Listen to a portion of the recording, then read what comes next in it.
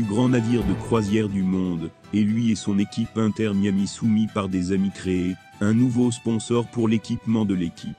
Messi et ses amis ont participé mardi au baptême d'un nouveau bateau, dans le port de Miami lors d'une cérémonie organisée par le deuxième plus grand yacht charter au monde.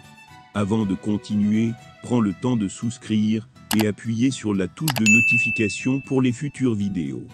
Selon le Daily Mail, le navire appareillerait probablement pour la première fois cette semaine.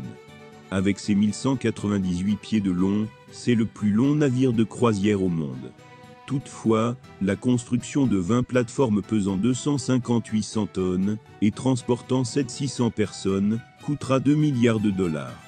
Lors de l'entraînement d'aujourd'hui, ses coéquipiers de l'Inter Miami lui ont offert une excellente façon de fêter son anniversaire. Ce mercredi 24, Luis Suarez, joueur de la Major League Soccer, MLS, de l'Inter Miami et buteur de l'équipe nationale de l'Uruguay, fête son 37e anniversaire. Le salaud a été accueilli par l'OFC club précédent, sauf Groningen. National, Ajax, Liverpool, Barcelone et Gremio. Lors de l'entraînement d'aujourd'hui, ses coéquipiers américains lui ont donné une phrase célèbre pour fêter son anniversaire.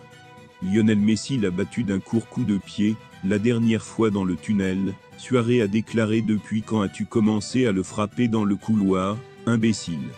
L'Inter Miami a prévu une tournée de pré-saison de 7 matchs, lorsqu'il se rendra en Arabie Saoudite, pour affronter Al Hilal après un match nul 0-0 contre le Salvador.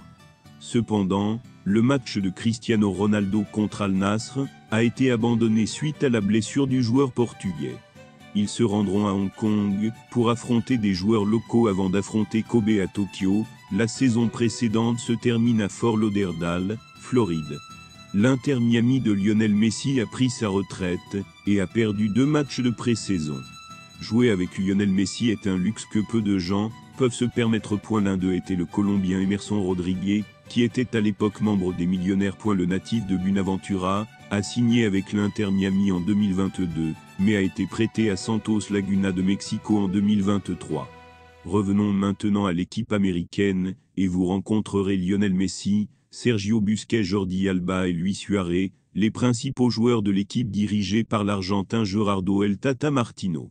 Emerson Rodriguez est un attaquant de 25 ans, qui vise à mettre ses talents au service de l'Inter, pour atteindre ses objectifs, notamment celui de remporter la Ligue américaine de football, la MLS.